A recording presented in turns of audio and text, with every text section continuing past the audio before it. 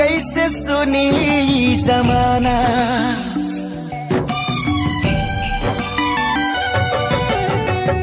हो जाइबू दोसर के तू कुछ दिन के बाद बा, दिल पगला रोई। अगर ये शायरी पर लाइक नहीं करोगे तो फिर करोगे किस पर? दिल जलाई हो तो चीता भी जला देना, कफन ना मिले तो अपना दुपट्टा उड़ा देना। लोग पूछे कि इसका मौत कैसे हुआ तो मजबूरी में अपना मोहब्बत बता देना। किस्मतिया के पाना ये खुदा जाने कहाँ वाली बदुए लिखा, जेके प्यार करी दिल से, जेके प्यार करी दिल से, छोटे दिल बारी बिचही में रोक कर फोटो फेसबुक पर वायरल करतानी। सब करी लेकिन ई मत करियो। कमाल हम कुंवर के हमार तोहरा दुल्हा से जाके बताई ना हो, समान हम कुंवर के हमार। मुझसे मोहब्बत का इजहार करती, मुझसे मोहब्बत का इजहार करती, काश कोई लड़की मुझे प्यार करती, काश कोई लड़की मुझे प्यार करती। हे धनी हो कि हम हो ले ले आइब राजस्थानी घाघरा ही लई हो कहीं के दिलिया घरा। ओखिया के निरखी रे कजरा बिंदिया करे सो रहो, बालिया के चुमे कन बन।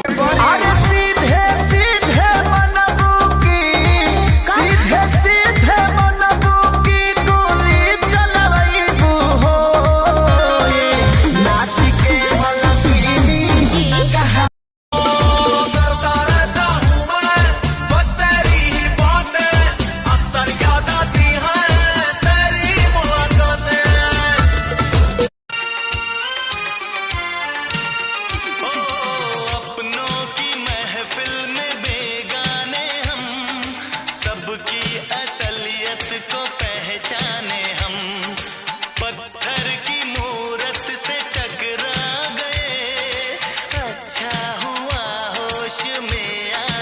दिल तोड़ने की बेशक है आदत तेरी, पर ये दिल टूट जाने की चीज नहीं है। तुझको दीवाना अपना ना कर दूं अगर, तू भी कहना ये शख्स कोई चीज नहीं है।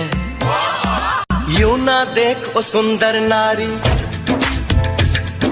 मुझे समझियो ना ब्रह्मचारी। अरे यूं ना देख ओ सुंदर नारी, मुझे समझियो ना ब्रह्मचारी। ऐसा ना होते तुमने अगर प्यार से देखा नहीं मुझको,